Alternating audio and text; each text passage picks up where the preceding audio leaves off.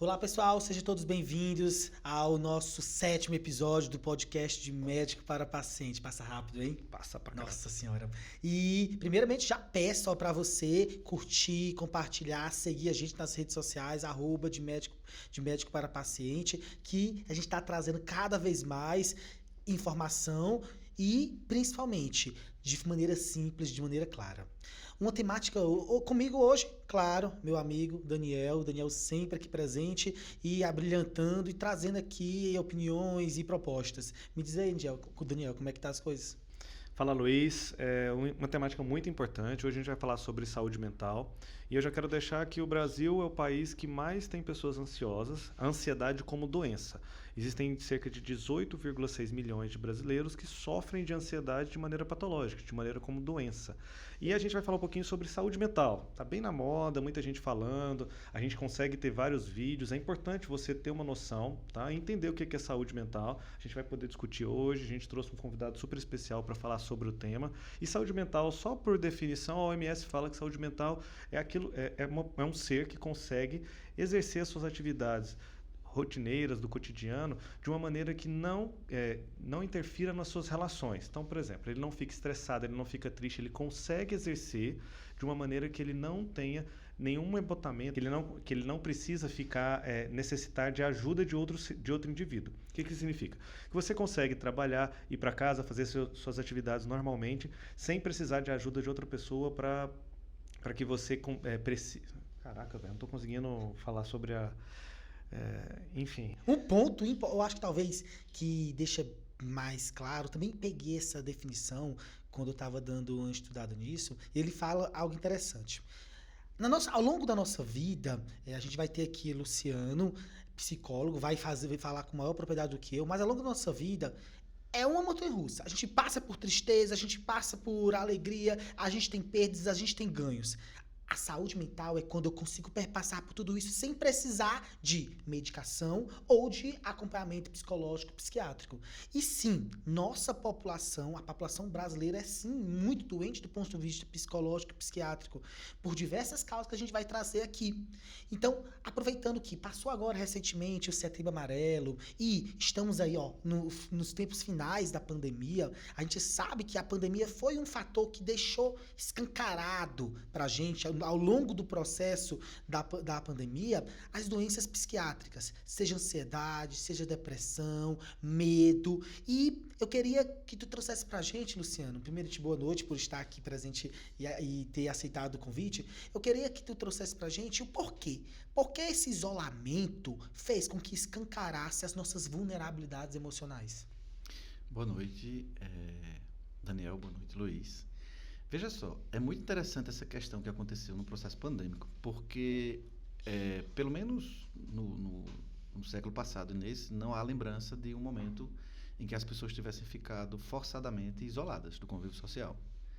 E, claro, todos vocês já sabem daquela questão de que nós somos animais sociais, a gente se desenvolve e se torna ser humano por causa do convívio social, e, de repente, ser arrancado disso, em plena era tecnológica como a gente está, trouxe impactos muito fortes. Porque, veja, um dos grandes problemas que aconteceram foi que as pessoas, ao serem forçadas a ficar dentro de casa no isolamento, elas foram obrigadas a conviver com pessoas da própria família que elas nunca tiveram feito isso antes, por exemplo.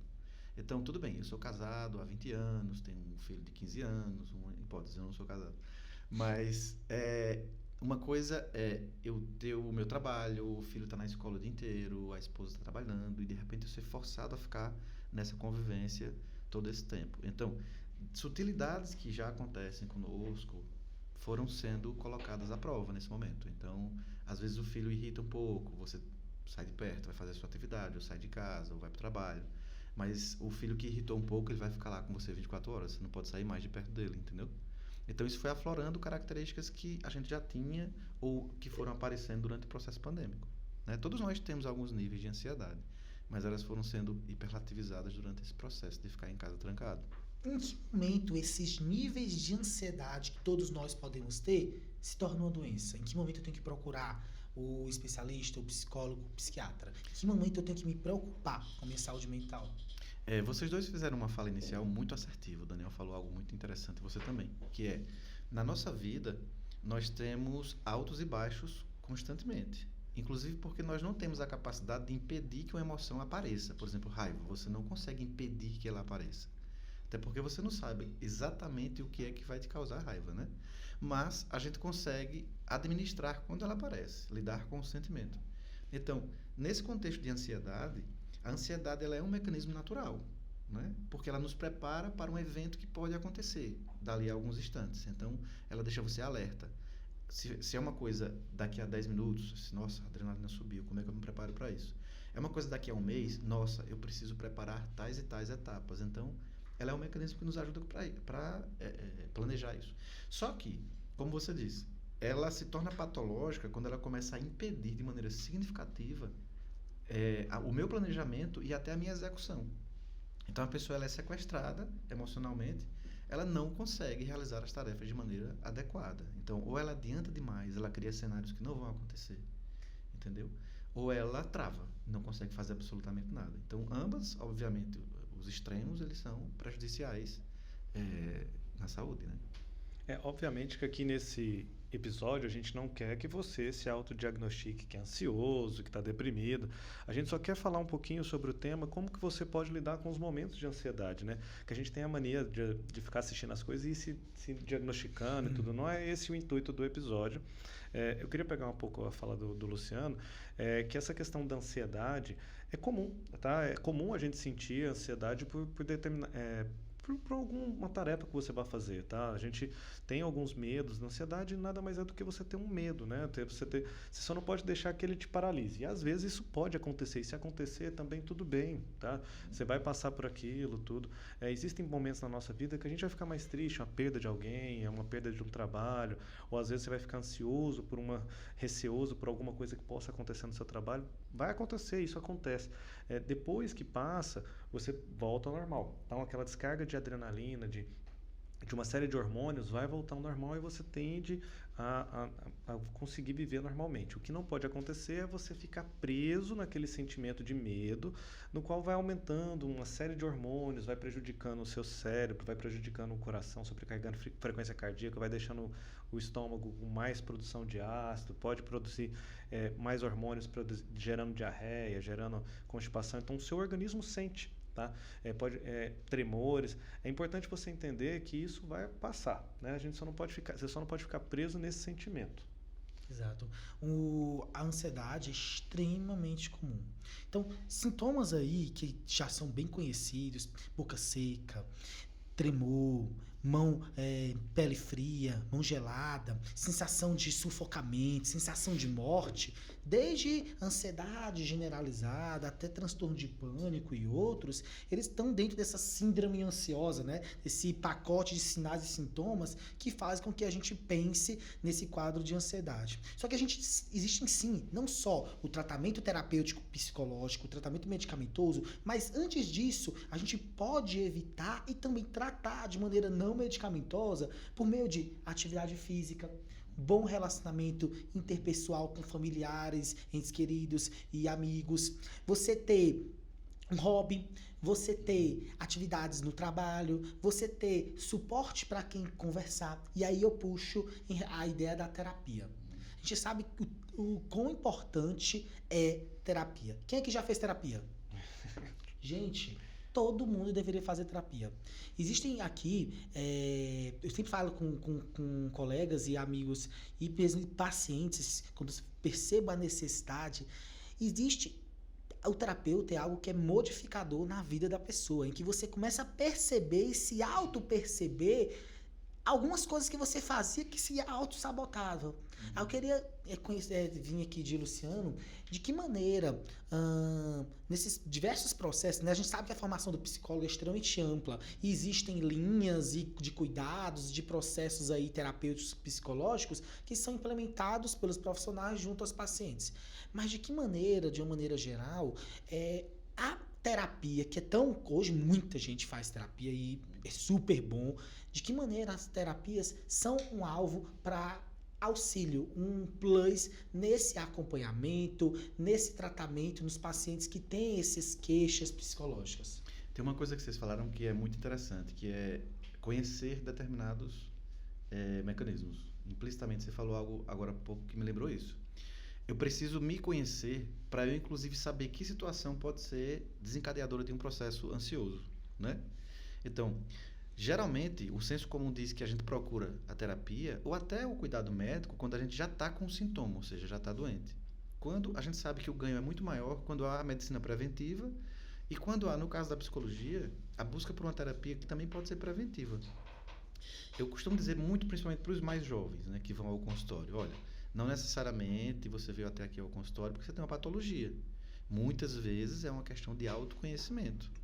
E esse processo que a terapia traz, de uma maneira ou de outra, ela vai te proporcionar a chance de você se autoconhecer, né, de conhecer melhor, melhorar o que você já sabe sobre você próprio. Aprender a enfrentar as coisas que você não gosta também. Então, nesse processo de autoconhecimento, a gente vai lidando com as questões que são desencadeadoras de processos ansiosos. O mecanismo básico da ansiedade é aquele clássico, né? A ansiedade é um excesso de passado e um excesso de futuro. Ou seja, cadê o presente? Boa. A cada segundo tornou-se passado. A cada minuto que vem é futuro. Então, a pessoa ansiosa, ela fica com remorso porque ela não realizou as tarefas, que ela procrastinou, inclusive por causa da ansiedade, e ela fica preocupada com as próximas.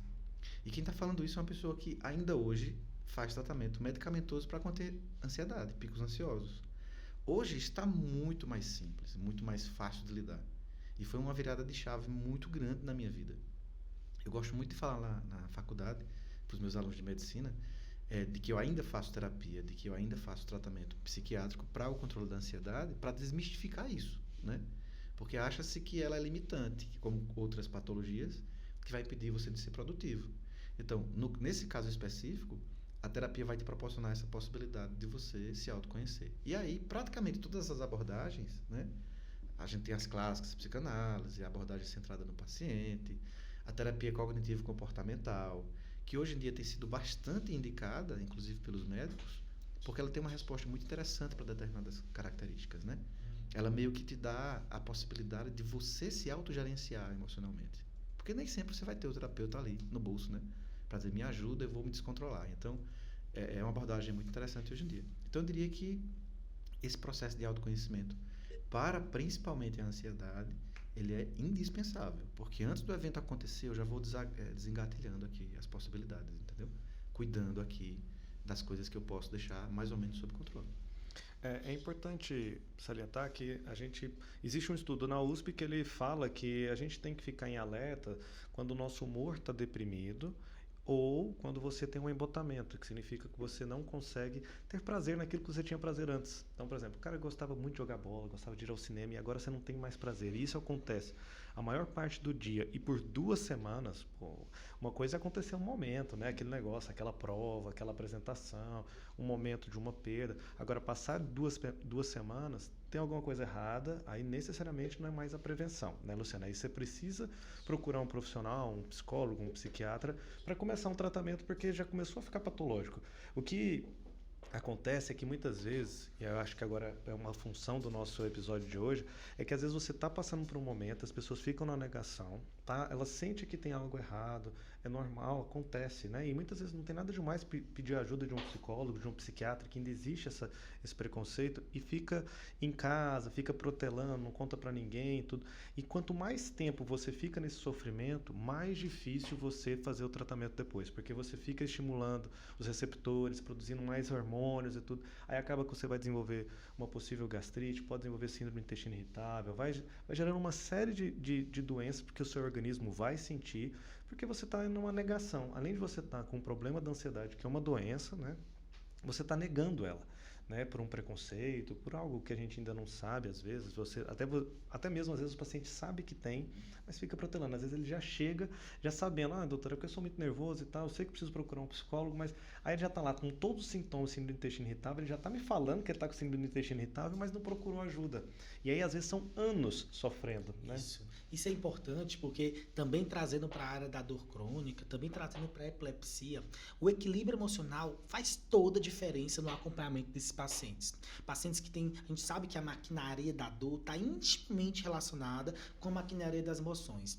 Um paciente que tem mais depressão, um paciente que tem mais ansiedade, tende a ter pior resultado no seu acompanhamento do tratamento, tende a ter mais dor crônica, mais dor lombar, mais cefaleia. E o paciente muitas vezes não entende o porquê que essa dor não melhora, mas muitas vezes ele não compreende qual é o gatilho que traz isso. Da mesma forma, por exemplo, as epilepsias. A gente sabe que a epilepsia é uma tendência genética familiar determinada para ter crises. Mas os pacientes que têm epilepsia também têm o que a gente chama de pseudocrises, que não são crises verdadeiras, mas também trazem perda de funcionalidade, constrangimento social. E elas são muitas vezes desencadeadas pela ansiedade, por depressão. Então, sem dúvida, um equilíbrio emocional, ele é fundamental nesse acompanhamento de pacientes com doenças crônicas.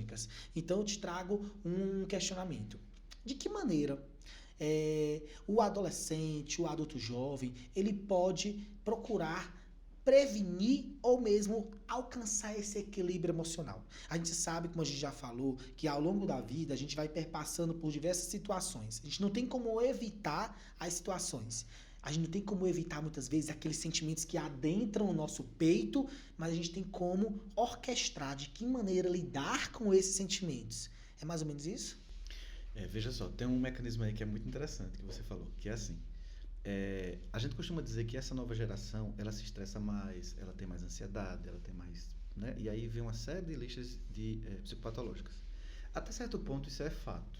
De verdade, a geração de uns 10 anos para cá, ela é mais... adoece com mais facilidade, mentalmente falando. Por quê? Porque ela é uma geração que teve algumas facilidades, digamos assim.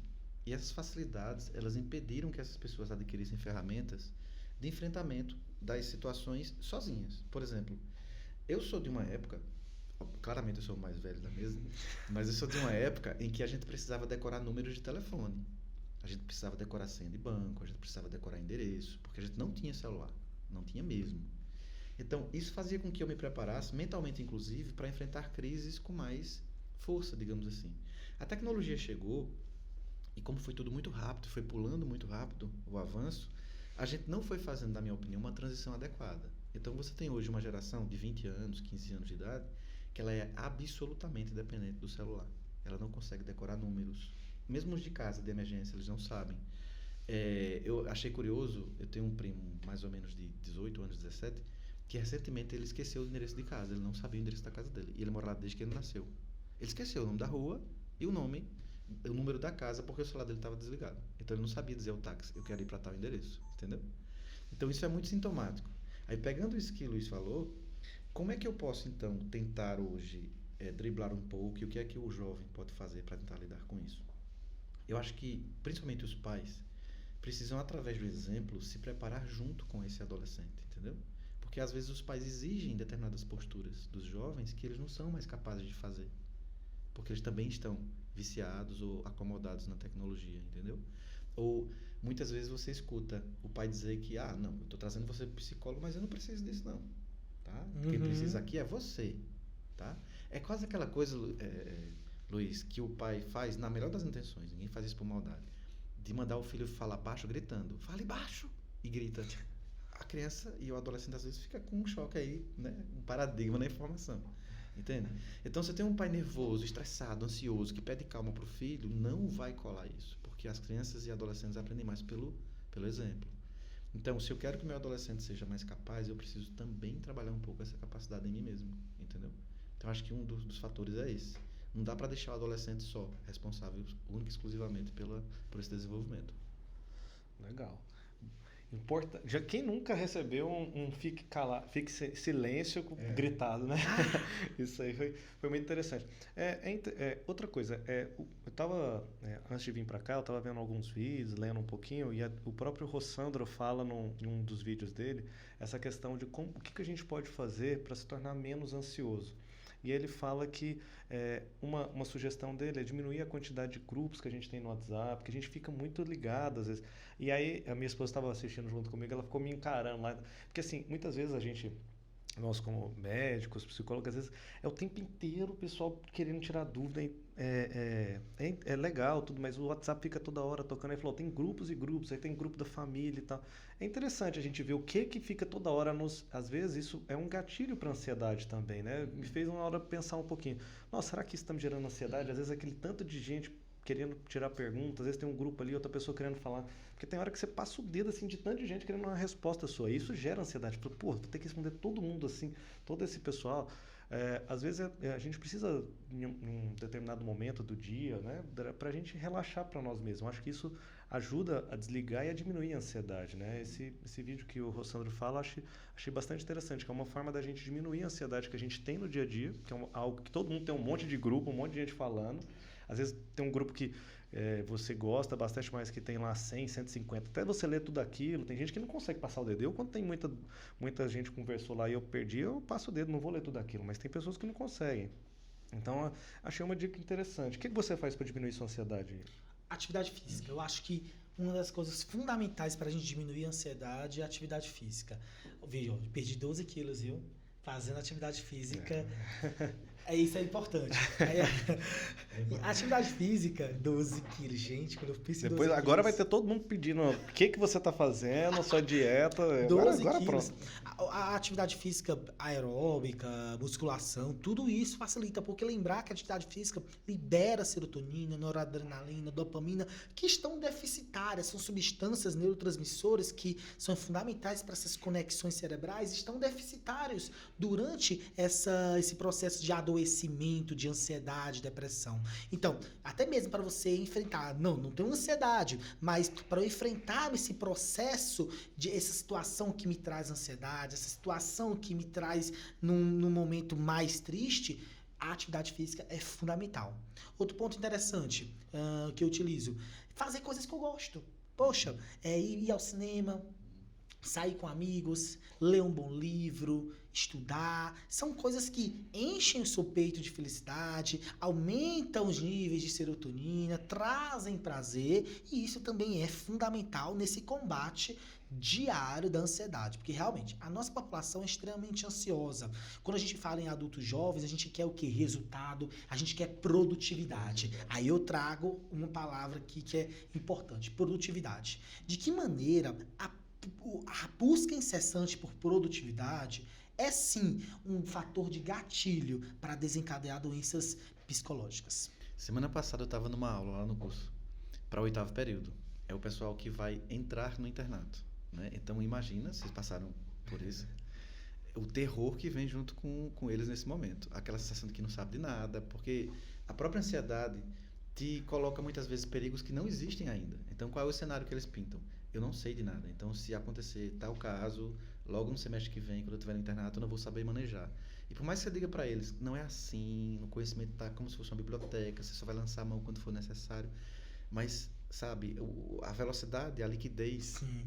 sabe, da modernidade faz com que eles tenham esse medo. Então, veja, eu disse para eles o seguinte, a modernidade hoje exige que você dê respostas e resultados a todo instante. A pessoa que é bem-sucedida hoje é a pessoa que trabalha muitas horas por dia e que dorme pouco. E, inclusive, o valor social dela, às vezes, é medido por isso, pela capacidade de produção que ela tem.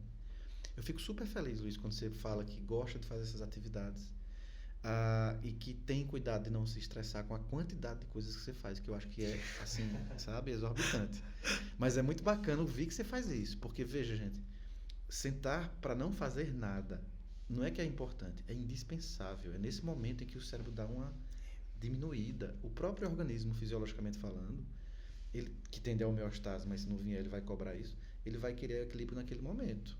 Ou você vai fazer isso por bem ou por mal, quando ele falir de vez, né? Você entrar num estafa ou num burnout, qualquer coisa dessa natureza. Então, é essencial isso que você falou. Eu preciso delimitar na minha vida qual é a importância que a rede social tem para mim, certo? Cancelar e excluir. Gente, isso, é muito bom, é terapêutico. Terapêutico. Porque veja só, Daniel, o que Ninguém é obrigado a acontece? nada. A gente vai muitas vezes gostando da questão do like, da questão do comentário e obviamente produz-se um conteúdo para que você atinja as pessoas e elas deem um feedback. Isso é o objetivo, né? Você está fazendo uma missão social inclusive com isso. Só que A gente tem que ter cuidado com qual o nível de poder que eu dou para essa rede social. Ela determina a minha vida por quê? Entendeu? Por que é que eu tenho que viver de acordo com o que os outros dizem? Aquela velha questão bem desaforada que a gente, principalmente no Nordeste, tem: ninguém paga minhas contas, ninguém vive meus problemas, entendeu? Então, é mais ou menos por aí. Tudo bem, alguns conselhos são bacanas de receber, mas, na maioria das vezes, há uma cobrança desmedida. E a coisa do sucesso, eu também ensino na aula para os meus alunos, que é assim: cuidado com o que estilo de vida vocês querem depois que vocês forem médicos. Eu quero trabalhar de domingo a domingo. Quando eu pergunto: você quer ganhar quanto? Você tem esse salário já estabelecido? Ah, professor, o que vier é lucro. Se eu não estabelecer quanto vai me deixar feliz, pelo menos por um período, eu não vou saber parar de trabalhar naquele momento. Eu vou dizer: poxa, eu posso ganhar mais grana. Só que essa grana vai sendo ganhada, você vai comendo tempo, não vai descansando. E aí pegou um ritmo que não é mais reversível. Pode ter uma sequela, um infarto, por exemplo, entendeu? Ou um acidente de carro, de cansaço, porque está pegando um plantão num estado e no outro. Sabe? Tem ponto de partida e não tem ponto de chegada. De chegada. É muito bacana ter isso estabelecido. Ninguém está dizendo que você, não, vou determinar aqui que eu vou ganhar tal. Não é isso, entendeu? Mas, de fato, o que é que te deixa feliz? Nossa, é muito bom quando você está no cinema, que você vê pessoas que estão saindo do trabalho e você sabe que ela está entrando ali pela roupa, pelo horário. Você diz: nossa, a quantidade de médicos que está assistindo o filme hoje. É bacana, porque eles estão lá para relaxar. É bacana quando eu vejo eles junto com os filhos. Quando eu era professor de ensino médio, eu fui professor de ensino médio durante 14 anos, antes de ser psicólogo. E era muito duro escutar um adolescente dizer assim, quando você chamava a atenção dele: por favor, se você não mudar de comportamento, eu vou conversar com seu pai. Aí ele dizia: pode ir, eu só vejo meu pai no fim de semana quando eu vejo. Nossa. Doía, cara, aquilo, sabe? Porque era uma ausência afetiva completa ali. E os pais, quando você conversava com eles diziam: mas eu estou dando o melhor pro meu filho. Eu estou trabalhando porque eu não tive isso. Aí já vem um mecanismo compensatório, errado, equivocado, entendeu? Ele acha que dar o que o filho precisa é dar tudo, menos a presença, entendeu? Então, veja como é intrincado esse mecanismo. Um ponto que tu trouxe aí também, a gente falou de produtividade, burnout, né? Burnout eu acho que é uma patologia psicológica, psiquiátrica, que está em moda dentro aí dos adultos jovens, produtivos, em que a gente não percebe como o nosso ambiente de trabalho pode ser adoecedor. Né? Adoecedor, literalmente. Você buscar incessantemente uma autoprodutividade, você sabe com aquela sensação de que você tá no local ou que tem que se espremer para estar nele, ou que tem que estar maior do que você é, porque ou tá sendo muito exigido, ou porque você tá tendo uma autocobrança imensa. Então, ou você não cabe dentro, ou você não é o suficiente. Isso gera muita ansiedade, isso gera muito sofrimento. Então, você vai pro trabalho já cansado, porque tem esse peso. Ou você sai do trabalho agradecendo porque acabou. Burnout é uma doença e precisa de acompanhamento.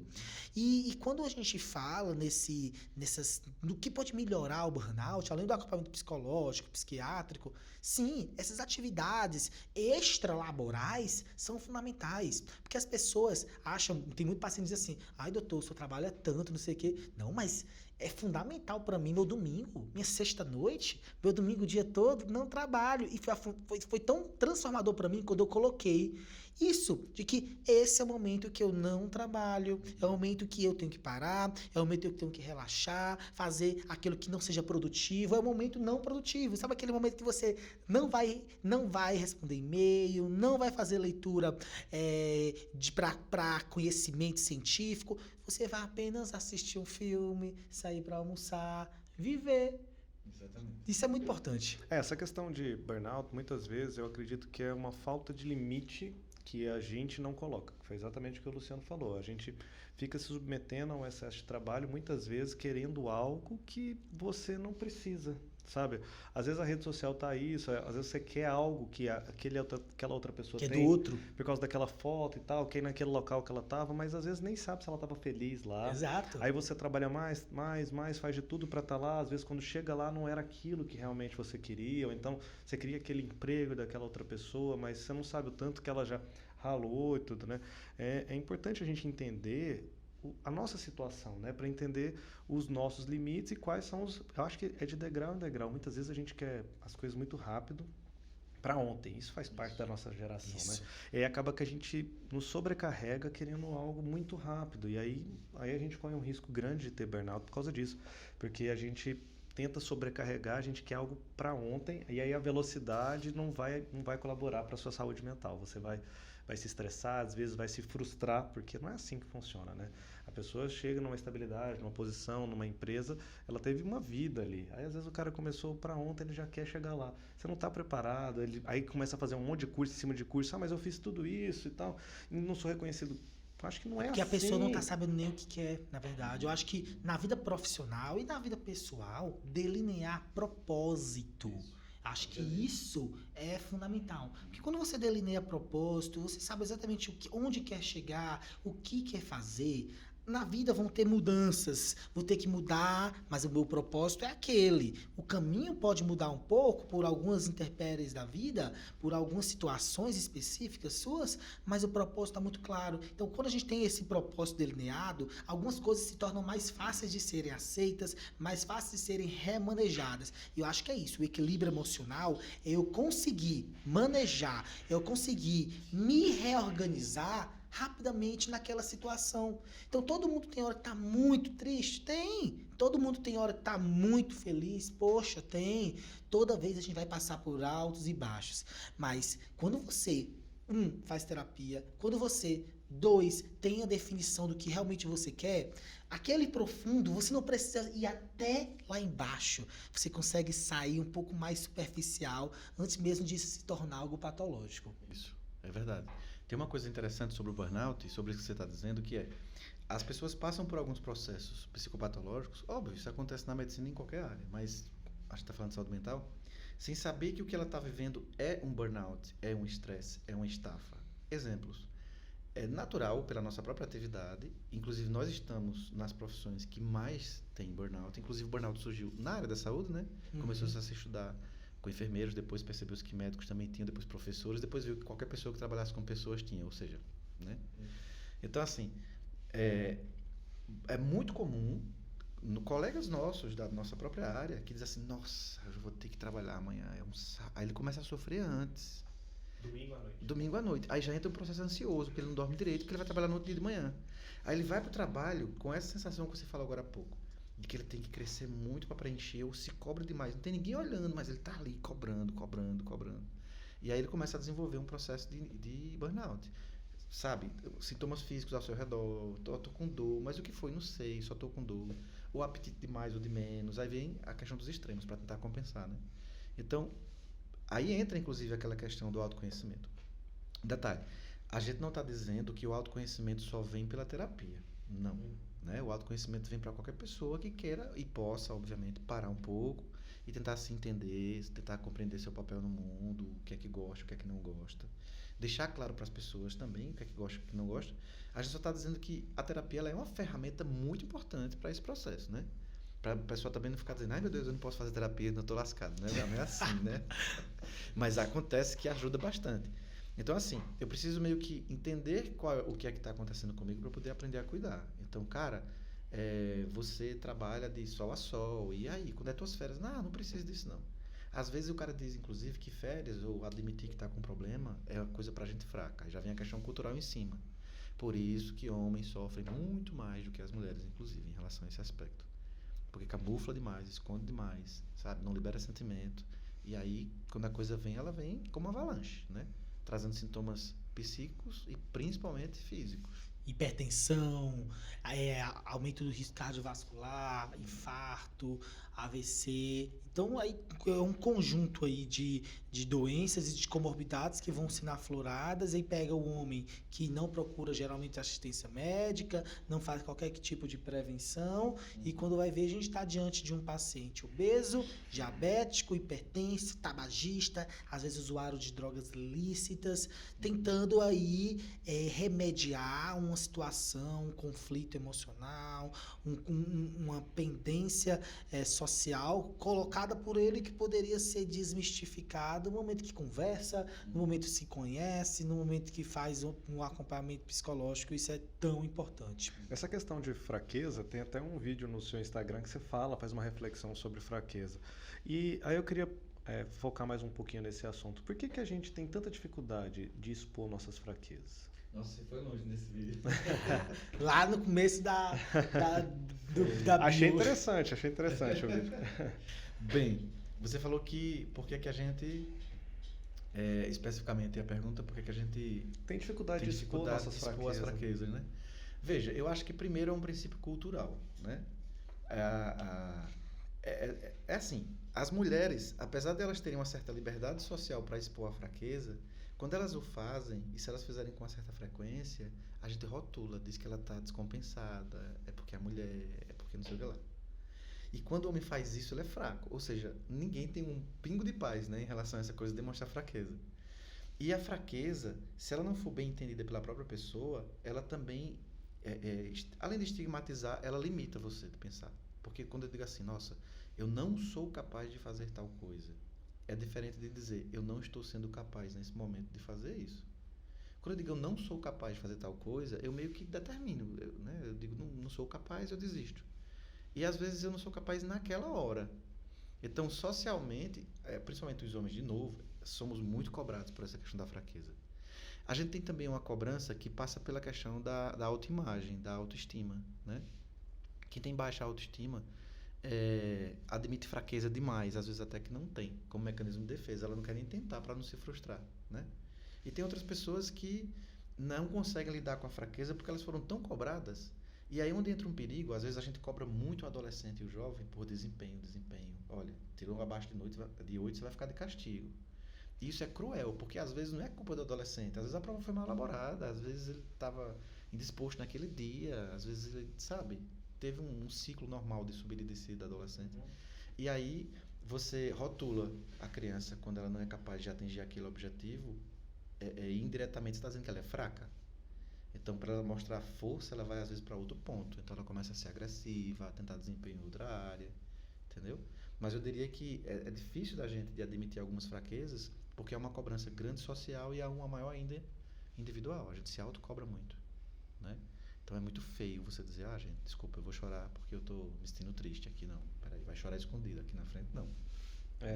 Existe um preconceito, né, nessa questão que a gente não pode se expor, tudo. Tem um livro que não é muito a respeito de fraquezas, tudo, mas que ele ressalta um pouco, o pessoal do mercado financeiro lê bastante, porque foi um matemático que escreveu, que é o Antifrágil, do Nassim Taleb. Ele ressalta um pouquinho a questão dessa fragilidade, ele fala um pouquinho das fragilidades, dá um exemplo de situações de fragilidade, e também conta que, por exemplo, um copo de vidro, quando ele quebra, ele é frágil, né? Ele quebra e se despedaça.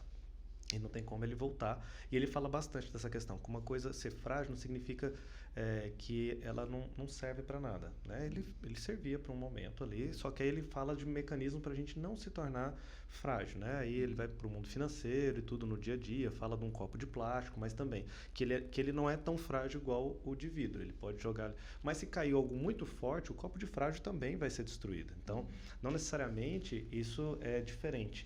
E aí ele ressalta bastante que o ser antifrágil, que ele fala que ele criou essa denominação, que ele fala que nenhuma língua tem, o ser antifrágil é aquele que consegue, apesar das adversidades, ele crescer. Ele conseguir impulsionar para frente, né? Isso no mercado financeiro é quando tem uma crise, ele consegue se readequar, respirar fundo e depois ver que crescer durante a crise, que os grandes milionários do mercado financeiro são as pessoas que normalmente eles crescem durante as crises. Aí ele conta diversos exemplos e tal. Ele mesmo ficou multimilionário pelas diversas crises que teve durante a vida que ele participava do mercado financeiro. E muitas vezes a gente não consegue perceber que na nossa vida, num momento difícil, a gente pode crescer com aquela crise, né? Num momento, vamos supor, num adolescente, naquele momento do vestibular, né? É bem difícil, você está naquele limbo, não sabe o que é, você não é nem profissional, você não é nem tá mais no ensino médio, também não está na graduação. Quando fica no cursinho, então, eu vivia num momento que eu falei, cara, eu tô no limbo, não tem... Mas foi um momento que eu cresci, me amadureci bastante, sabe? Olhando nessa parte, assim, o sofrimento me fez crescer como homem nessa questão de ver minhas fragilidades, minhas limitações quanto ao conhecimento que eu fui adquirindo em algumas partes, que eu via que eu precisava melhorar. Cada vez que eu não passava, não atingia meu objetivo, que era fazer o curso de medicina, eu ficava bastante fragilizado. Isso eu ficava um tempo lá, minha mãe, meus pais viram eu fragilizado, mas existia alguma parte dos meus colegas, dos amigos, que não entendiam isso, às vezes, sabe? a gente vê isso, que às vezes as pessoas não conseguem passar por um momento de fragilidade. Acho que o momento, todo mundo vai ter momentos, a gente é frágil, só que a gente tem que saber lidar. E às vezes um momento de tensão faz a gente ficar mais forte, que é o ser antifrágil, né? A gente, pelas atribulações, a gente fica forte, né? A vida não é um mar de rosas, nem... Às vezes a gente fica olhando nas redes sociais, a gente pensa que a vida do outro é tão boa, mas o outro também sofre, a gente pode crescer, né? Às vezes, em terapia eu aprendi muito isso também, né? E às vezes a gente consegue, vocês psicólogos, durante a terapia, a gente consegue resgatar algo que lá no passado a gente pensou que tinha lidado bem e estava incomodando a gente até hoje, né? Então isso às vezes a gente precisa de ajuda, às vezes você mesmo consegue, pelo momento de adversidade, crescer e se tornar melhor.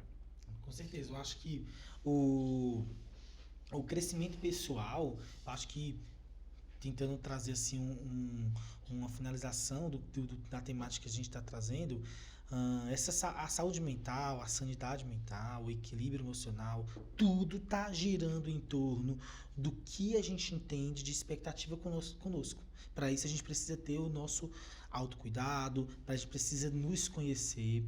Eu falo muito da terapia, mas como você bem falou, uma boa leitura, escutar podcast, você bater papo com amigos, você ter aquela pessoa para dividir suas dúvidas, seus anseios, é algo que modifica. Mas claro, quando você tem um profissional que pega na sua mão e te conduz nesse processo de autoconhecimento, parece que a coisa fica mais tranquila, né?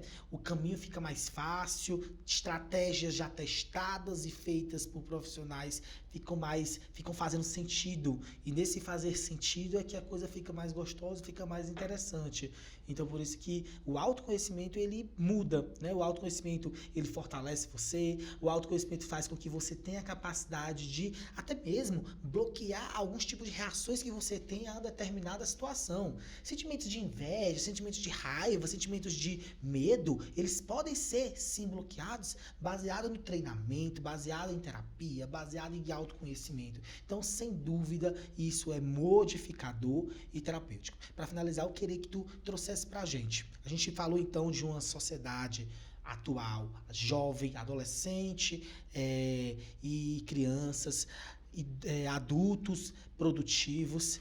E quando a gente está diante de um paciente, por exemplo, que tem um quadro, sim, ele é diagnosticado com depressão, ele é diagnosticado com ansiedade.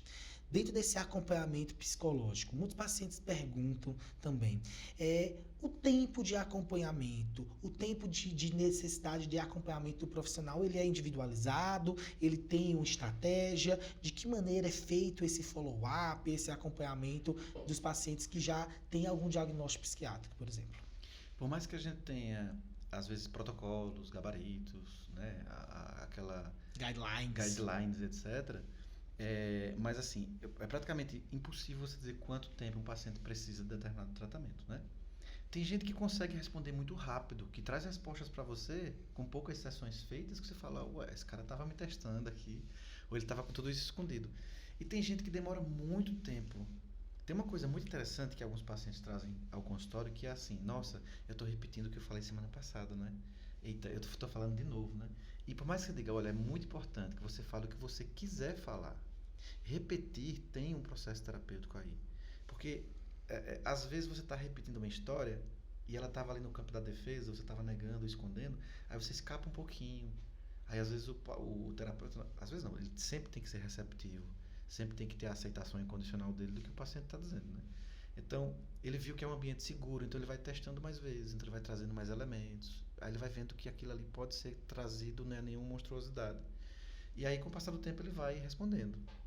Então, cada pessoa tem o seu tempo de fato no processo terapêutico, entendeu? Claro que, dependendo da linha que você siga, da abordagem que você faça, você pode muitas vezes colocar mais elementos para um paciente. Eu sei que ele vai resistir, eu sei que ele vai responder. Eu posso testar ele não responder, eu posso recuar um pouquinho, entendeu? Então, é como você treinar um atleta. Hoje eu vou dar 2 exercícios, ele só fez 1, então semana que vem eu vou dar 2 de novo para ver se ele consegue. Ele conseguiu 2, então vamos passar um pouquinho nesses 2, depois eu vou dar um terceiro. É mais ou menos isso, né? Você vai conduzindo, esperando que ele vá lidando com a própria condução terapêutica dele. A gente não vai levá-lo nas costas, obviamente, mas vai conduzi-lo por um caminho, sem forçá-lo, porque aí vem uma iatrogenia se você fizer isso, né? Mas Pelo menos é assim que a gente imagina na psicologia que deve se conduzir um processo terapêutico, respeitando o tempo interno da pessoa. É porque o paciente às vezes já chega querendo saber o dia da alta. Olha o tanto que tá ansioso, né? A pessoa quer para ontem, né? Isso é em tudo, né? Até Quando vai terminar o remédio, quando vai parar o remédio. Oi? a gente nem começou, né? Doutor, tô com medo de viciar, mas você ainda nem começou, não é um negócio assim? O negócio é tão...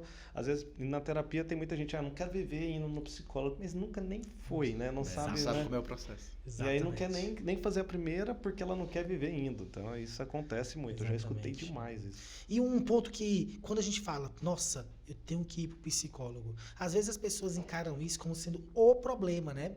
E na verdade talvez seja a solução, né? Então a gente reforça aqui, acho que para finalizar, a importância do acompanhamento psicológico, ela é fundamental. No momento que eu percebo e eu me percebo com dificuldade em sair daqueles momentos muito ruins, sair daquela situação que me traz ansiedade, que me traz depressão, por que não a ajuda de um psicólogo, terapeuta? Por que não utilizar mecanismos conhecidos que podem te ajudar?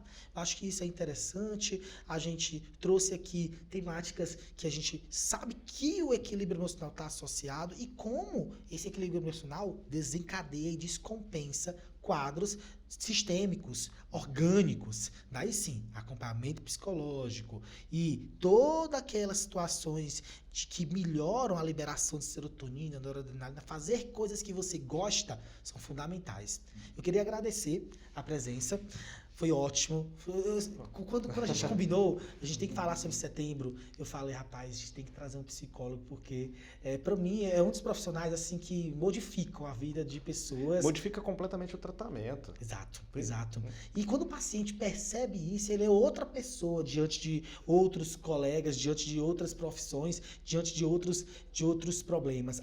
Ele perpassa um problema muito mais fácil depois que ele se autoconhece, né? Então eu agradeço aí, Luciano, por ter comparecido aqui, trazido a sua experiência, a sua expertise no tratamento aí dos pacientes, e deixa a palavra contigo. Bom, queria agradecer pela confiança e a oportunidade, né, de me chamar aqui. Foi assustador de início, mas foi muito legal o bate-papo. Foi muito bacana mesmo. Adorei o formato, o jeito que vocês fazem o podcast. Escutei, inclusive, episódios anteriores para poder ver, né, mais ou menos como é que fazia. E, assim, tem uma coisa só final que eu gostaria de deixar como recado, que é assim: o psicólogo, ele talvez não te dê a cura. Então, às vezes, a gente vai para o psicólogo dizendo assim, eu quero que ele me dê respostas para a minha pergunta. Uhum. E eu acho que o fundamental no lugar dele te dar uma resposta para a tua pergunta, ele te dá outra pergunta. Por que será que você não encontra as respostas para essa pergunta? Então, a gente vai meio que mais a fundo nesse processo dele não conseguir encontrar as respostas. Ao fim e ao cabo, quem encontra as respostas de fato é o paciente. Talvez até aquele momento ele só estivesse sendo conduzido de maneira um pouco equivocada na vida dele, né? Então a gente costuma dizer que inclusive é um facilitador do processo de desenvolvimento dele. E que a gente aprende muito junto com o paciente, muito. Tem coisas que eu vou para casa e eu que fico depois remoendo a sessão que aconteceu. Então é bacana deixar isso também para vocês como recado. E muitíssimo obrigado. Show de bola. Valeu, pessoal. Um forte abraço.